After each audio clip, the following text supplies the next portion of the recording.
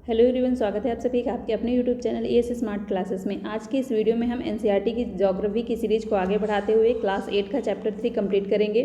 Chapter है आपका कृषि। इससे पहले क्लास 6 और 7 की ज्योग्राफी हम कंप्लीट कर चुके हैं। जिसने ना देखा हो वीडियो के डिस्क्रिप्शन बॉक्स में लिंक पड़ा हुआ है, वहाँ से देख सकते हैं। चैनल पर पहली बार आए हैं तो वीडियो को लाइक करके चैनल को सब्सक्राइब कर लीजिए, साथ ही बेल आइकन को भी प्रेस कर लीजिए ताकि ऐसे ही वीडियो आपको आगे भी मिलते रहें। क्लास 8 की एनसीईआरटी की ज्योग्राफी बुक में देखिए चैप्टर 3 है कृषि। बहुत ही अच्छा चैप्टर है, बहुत सारे पॉइंट्स आपको इससे देखने को मिलेंगे। यहाँ पर देखिए जितने भी इंपॉर्टेंट पॉइंट हैं मैंने सभी को हाईलाइट कर रखा है। इसका पीडीएफ भी मैं अपने व्हाट्सअप टेलीग्राम ग्रुप में भेज दूंगी, वहाँ से आप लोग इसको डाउनलोड कर लीजिएगा और वीडियो देखने बाद एक बार पीडीएफ जरूर देख लीजिएगा ताकि सारी चीज़ें आपकी क्लियर हो जाएँ। व्हाट्सअप ग्रुप और टेलीग्राम ग्रुप का लिंक मैंने वीडियो के डिस्क्रिप्शन बॉक्स में दे रखा है, वहाँ से आप लोग ज्वाइन हो सकते हैं। स्टार्ट करते हैं टॉपिक आज का कृषि। बहुत ही अच्छा टॉपिक है। गुरप्रीत, मधु और टीना एक गांव से गुजर रहे थे। वहां उन लोगों ने एक किसान को खेत की जुताई करते हुए देखा। किसान ने उन लोगों से कहा कि वह गेहूं की बुआई करने जा रहा है और मृदा को अधिक उपजाऊ बनाने के लिए अभी खाद डाला है। उसने बच्चों से कहा कि गेहूं मंडी में अच्छी कीमत पर बिकेगा, जहां से उसे आटे में परिवर्तित करके कारखाने में डबल रोटी और बिस्कुट बनाने के लिए ले जाया जाएगा। पौधे से परिष्कृत उत्पाद तक के रूपांतरण में 3 प्रकार की आर्थिक क्रियाएं सम्मिलित होती हैं। तो देखिए इसका मतलब ये हुआ कि जब कोई पौधा तैयार किया जाता है उससे जो उत्पाद प्राप्त होते हैं वहाँ तक में 3 क्रियाएं सम्मिलित होती हैं। कौन कौन सी? प्राथमिक क्रिया हो गई, द्वितीय क्रिया हो गई, तृतीय क्रिया हो गई। आगे इनको डिटेल से समझेंगे। प्राथमिक क्रियाओं के अंतर्गत देखिए उन सभी क्रियाओं को शामिल किया जाता है जिनका संबंध प्राकृतिक संसाधनों के उत्पादन और निष्कर्षण से है, जैसे कृषि, मत्स्य और संग्रहण इसके अच्छे उदाहरण हैं। तो जैसे आप इसको ऐसे समझ सकते हैं कि जैसे ऊपर अभी किसान ने गेहूं की कृषि की, तो ये आपका आ जाता है प्राथमिक क्रियाओं के अंतर्गत। उसके बाद द्वितीय क्रियाओं की बात करें तो द्वितीय क्रियाएं इन संसाधनों के प्रसंस्करण से संबंधित हैं, जैसे इस्पात विनिर्माण हो गया, डबल रोटी पकाना हो गया, कपड़ा बुनना हो गया। इन क्रियाओं के उदाहरण तो देखिए द्वितीय के अंतर्गत हुआ जाता है जैसे पहले गेहूं का कृषि द्वारा गेहूं पैदा किया गया, उसके बाद उसी का आटा बना, उसी से डबल रोटी बनी, तो ये आपका आ जाता है द्वितीय क्रियाओं के अंतर्गत। मतलब उसी का जब आगे प्रसंस्करण होगा, आगे उसी को से कुछ चीज़ें जो नई बनाई जाएंगी वो आपका आ जाता है द्वितीय क्रियाओं के अंतर्गत। जैसे आपका इस्पात का विनिर्माण हो गया, डबल रोटी गेहूं से आपकी डबल रोटी बनी, यही आ जाता है द्वितीय क्रियाओं के अंतर्गत। नेक्स्ट देखिए बात करेंगे तृतीय क्रियाओं की। तो तृतीय क्रियाएं प्राथमिक और द्वितीयक क्षेत्र को सेवा कार्यों द्वारा सहयोग प्रदान करती हैं, जैसे मान लीजिए यातायात, व्यापार, बैंकिंग, बीमा, विज्ञापन, ये सभी आपकी आ जाती हैं तृतीय क्रियाओं के अंतर्गत। इन सभी के माध्यम से देखिए प्राथमिक और द्वितीय क्रियाओं को सहयोग प्रदान किया जाता है। यातायात के माध्यम से इधर उधर भेजा जाता है, व्यापार किया जाता है, बैंकिंग के माध्यम से रखा जाता है। तो ऐसे ही ये आ जाती हैं आपकी तृतीय क्रियाओं के अंतर्गत। तो ये क्लियर हो गई होंगी आपकी प्राथमिक क्रियाएं, द्वितीय क्रियाएं और तृतीय क्रियाएं।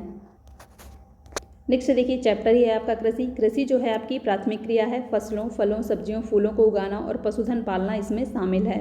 विश्व में 50% लोग कृषि से संबंधित क्रियाओं में संलग्न हैं। भारत की 2/3 जनसंख्या अब तक कृषि पर निर्भर है। तो देखिए भारत की 2/3 जनसंख्या, याद रखिएगा। एक देखिए शब्द यहाँ पर आता है एग्रीकल्चर। एग्रीकल्चर शब्द की उत्पत्ति लैटिन भाषा के एगर और एग्री, जिसका अर्थ होता है मृदा, और कल्चर, जिसका अर्थ कृषि करने से हुई है। तो देखिए समझ में आ गया होगा। एग्रीकल्चर शब्द आपका 2 शब्दों से मिलकर बना है, एगर या इसी को एग्री कह सकते हैं, प्लस कल्चर। एग्री का अर्थ हो गया आपका मृदा और कल्चर का अर्थ हो गया कृषि करना, मतलब मृदा में, मिट्टी में कृषि करना। ये हो गया आपका एग्रीकल्चर शब्द। आगे बढ़ेंगे।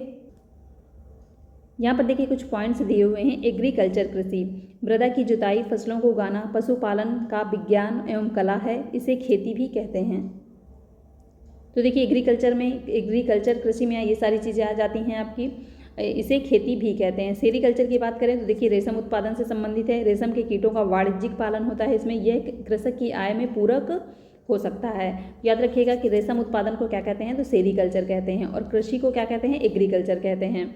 मत्स्य पालन को कहते हैं पिसीकल्चर। नाम इंपॉर्टेंट है, देखिए याद रखिएगा। विशेष रूप से निर्मित तालाबों और पोखरों में मत्स्य पालन किया जाता है, इसमें क्या होता है, ये पिसीकल्चर।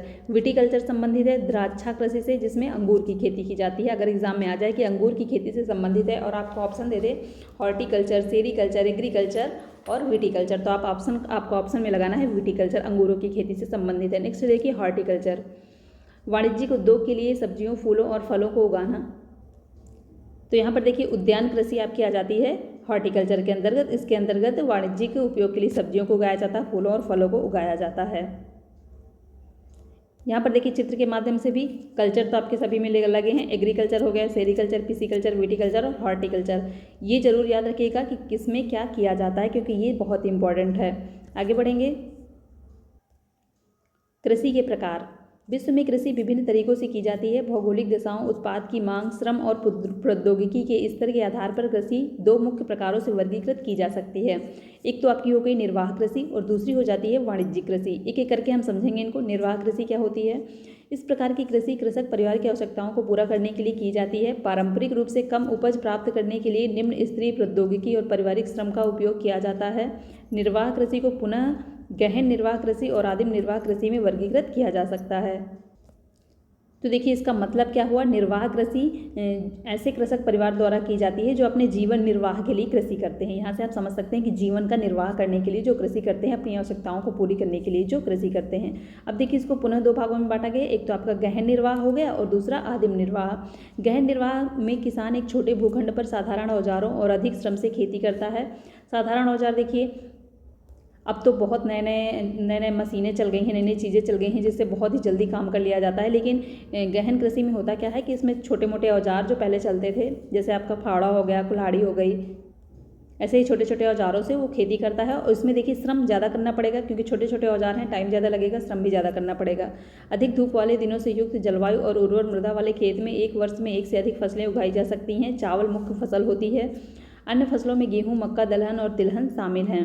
गहन निर्वाह कृषि दक्षिणी, दक्षिण पूर्वी और पूर्वी एशिया के सघन जनसंख्या वाले मानसूनी प्रदेशों में प्रचलित है। तो देखिए एक वर्ष में एक से अधिक फसलें उगाई जाती हैं। रबी की फसल आपकी हो गई, खरीफ की फसल हो गई, जायद की फसल भी कहीं कहीं हो जाती है। तो 2 से 3 फसलें एक वर्ष में उगाई जाती हैं। चावल की देखिए मुख्य फसल होती है, साथ ही में गेहूँ, मक्का, दलहन, तिलहन भी इसमें शामिल होते हैं। ये भी इनकी फसल भी की जाती है। गहन निर्वाह कृषि आपकी की कहाँ जाती है, ये भी देखिए क्लियर किया गया है यहाँ पर। दक्षिण पूर्वी और पूर्वी एशिया के सघन जनसंख्या वाले मानसूनी प्रदेशों में प्रचलित है। बात करें अगर आदिम निर्वाह कृषि की, तो इसमें स्थानांतरी कृषि और चलवासी पशुचारण शामिल है। स्थानांतरी कृषि अमेजन बेसिन के सघन वन क्षेत्रों, उष्णकटिबंधीय अफ्रीका, दक्षिण पूर्व एशिया और उत्तर पूर्व भारत के भागों में प्रचलित है। ये भारी वर्षा और वनस्पति के तीव्र पुनर्जनन वाले क्षेत्र हैं। वृक्षों को काटकर और जलाकर भूखंड को साफ किया जाता है, तब राख को मृदा में मिलाया जाता है तथा मक्का, रतालू, आलू और कसावा जैसी फसलों को उगाया जाता है। भूमि की उर्वरता की समाप्ति के बाद वह भूमि छोड़ दी जाती है और कृषक नए भूखंड पर चला जाता है। स्थानांतरित कृषि को कर्तन एवं दहन कृषि के रूप में भी जाना जाता है। ये नाम जरूर याद रखिएगा। साथ ही में स्थानांतरित कृषि अमेजन बेसिन के सघन वन क्षेत्रों में उष्णकटिबंधीय अफ्रीका में की जाती है। यहाँ पर देखिए कुछ पॉइंट्स दिए हुए हैं। क्या आप जानते हैं स्थानांतरित कृषि विश्व के विभिन्न भागों में विभिन्न नामों से जानी जाती है? झूमिंग उत्तर पूर्वी भारत में झूम खेती जो मैंने आपको बताया था, जब मैंने EVS की थ्योरी कंप्लीट करवाई थी 3, 4, 5 की, उसी में मैंने आपको झूम खेती के बारे में बताया था कि ये भारत के उत्तर पूर्वी इलाके में ये की जाती है। साथ ही में देखिए मिल्पा, मैक्सिको में इसको मिल्पा के नाम से जानते हैं, ब्राज़ील में रोका के नाम से जानते हैं और मलेशिया में इसको लद्दाख के नाम से जानते हैं, लदांग के नाम से जानते हैं। तो अलग अलग नाम है। देखिए है वही चीज़, स्थानांतरित कृषि है, लेकिन अलग अलग नामों से इसको जाना जाता है। नेक्स्ट बात करें चलवासी पशुचारण। चलवासी पशुचारण सहारा के अर्ध शुष्क और शुष्क प्रदेशों में, सहारा मरुस्थल जो है आपका वही चीज़ है, शुष्क प्रदेशों के मध्य एशिया और भारत के कुछ भागों जैसे राजस्थान और जम्मू कश्मीर में प्रचलित है। तो देखिए याद रखिएगा कि चलवासी कृषि आपकी कहाँ प्रचलित है, तो राजस्थान और जम्मू कश्मीर में। इस प्रकार की कृषि में पशुचारक अपने पशुओं के साथ चारा और पानी के लिए एक स्थान से दूसरे स्थान पर निश्चित मार्गों से घूमते हैं। इस प्रकार की गतिविधि जलवायु बाधाओं और भूभाग की प्रतिक्रिया उत्पन्न करती है। पशुचारक मुख्यतः भेड़, ऊँट, मवेशी, याक पर बकरियाँ पालते हैं। ये पशुचारक और उनके परिवारों के लिए दूध, मांस, ऊन, खाल और अन्य उत्पाद उपलब्ध कराते हैं। तो देखिए चलवासी पशुचारण में होता क्या है, समझ में आ गया होगा आपके। राजस्थान, जम्मू कश्मीर में ऐसा चलवासी पशुचारण आपका प्रचलित है। इस प्रकार की कृषि में एक स्थान से दूसरे स्थान पशुओं के साथ चारे और पानी के लिए एक स्थान से दूसरे स्थान लोग आते जाते रहते हैं। साथ ही में देखिए उसमें भेड़, ऊँट, मवेशी, याक, बकरियाँ पालते हैं और इन्हीं से इनकी ज़रूरतें पूरी होती हैं। नेक्स्ट है देखिए वाणिज्यिक कृषि। वाणिज्यिक कृषि में फसल उत्पादन और पशुपालन बाजार में विक्रय हेतु किया जाता है। इसमें विस्तृत कृषि क्षेत्र और अधिक पूंजी का उपयोग किया जाता है। अभी ऊपर मैंने आपको पहली वाली बताया था कि निर्वाह कृषि थी जो अपने जीवन निर्वाह के लिए होती है, और वाणिज्यिक कृषि आपकी क्या हो जाती है, जो विक्रय करने हेतु की जाती है, बाजार में जिसको बेचा जाता है। इसी उद्देश्य से की जाती है कि ये इस चीज़ की जितनी ज़्यादा पैदावार होगी उतनी ज़्यादा फायदा होगा, इसको हम बाजार में बेचेंगे। इसमें विस्तृत कृषि क्षेत्र और अधिक पूंजी का उपयोग किया जाता है। अधिकांश कार्य मशीनों द्वारा कराया जाता है। निर्वाह कृषि में खुद से लोग करते थे, इसमें देखिए मशीनों द्वारा कराया जाता है। वाणिज्यिक कृषि में वाणिज्यिक अनाज कृषि, मिश्रित कृषि और रोपण कृषि शामिल होती है। तो इसमें भी देखिए 3 प्रकार की कृषियाँ शामिल होती हैं। एक हो गई अनाज कृषि, एक मिश्रित कृषि और तीसरी रोपण कृषि शामिल होती हैं। सभी को देखिए यहाँ पर एक्सप्लेन किया हुआ है कि वाणिज्यिक अनाज कृषि में फसलें वाणिज्यिक उद्देश्य से उगाई जाती हैं। गेहूं, मक्का सामान्य रूप से उगाई जाने वाली फसलें हैं। उत्तरी अमेरिका, यूरोप और एशिया के शीतोष्ण घास के मैदान वाणिज्यिक अनाज कृषि के प्रमुख क्षेत्र हैं। ये क्षेत्र सैकड़ों हेक्टेयर के बड़े फर्मों से युक्त विरल आबादी वाले हैं। अत्यधिक ठंड वर्धन काल को बाधित करती केवल एक ही फसल उगाई जा सकती है। मिश्रित कृषि में भूमि का उपयोग भोजन व चारे की फसलें उगाने और पशुधन पालन के लिए किया जाता है। तो देखिए मिश्रित कृषि में क्या होता है, भोजन और चारा दोनों की ही यहाँ पर फसलें उगाई जाती हैं। यह यूरोप, पूर्वी संयुक्त राज्य अमेरिका, अर्जेंटीना, दक्षिण पूर्वी ऑस्ट्रेलिया, न्यूजीलैंड और दक्षिण अफ्रीका में प्रचलित है। तो मिश्रित कृषि आपकी कहाँ कहाँ प्रचलित है, याद रखिएगा।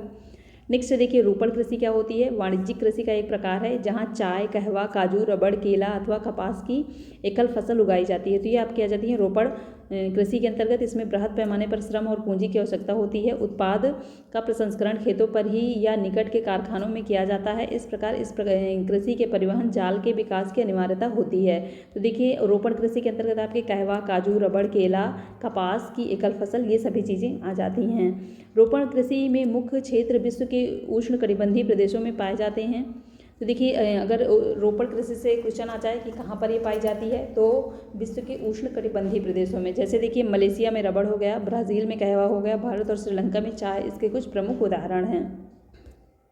केले की जो खेती की जाती है वो भी देखिए एक रोपण कृषि ही होती है। मुख्य फसलें।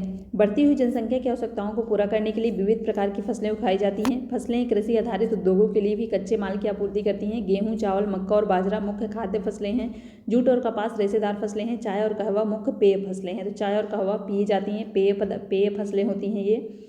जैसे जैसे देखिए जनसंख्या बढ़ती जा रही है, उनकी आवश्यकताओं को तो पूरा ही करना होगा। उनकी आवश्यकताएं भी बढ़ती जा रही हैं। जितनी ज़्यादा जनसंख्या होगी उतनी ही ज़्यादा चीज़ों की, उतनी ज़्यादा खाद्यान्न की आवश्यकता होगी।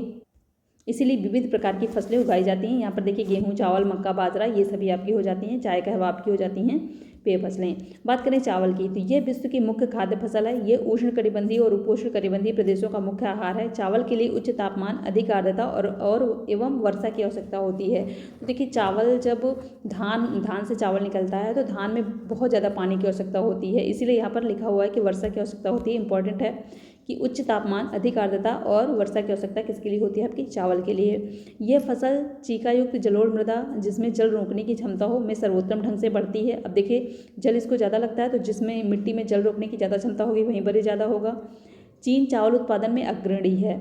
इसके बाद क्रमशः भारत, जापान, श्रीलंका और मिस्र हैं। तो याद रखिएगा चावल उत्पादन में पहला स्थान किसका है, तो चीन का है, उसके बाद भारत का है, फिर जापान का, फिर श्रीलंका का, फिर मिस्र का। दो तो आपको याद ही रखना चाहिए, चीन और भारत। अनुकूल जलवायु दशाओं जैसे पश्चिमी बंगाल और बांग्लादेश में एक वर्ष में 2 से 3 फसलें उगाई जाती हैं। गेहूं के वर्धन काल में मध्य तापमान, वर्षा और शस्य कर्तन मतलब फसल की कटाई के समय तेज धूप की आवश्यकता होती है।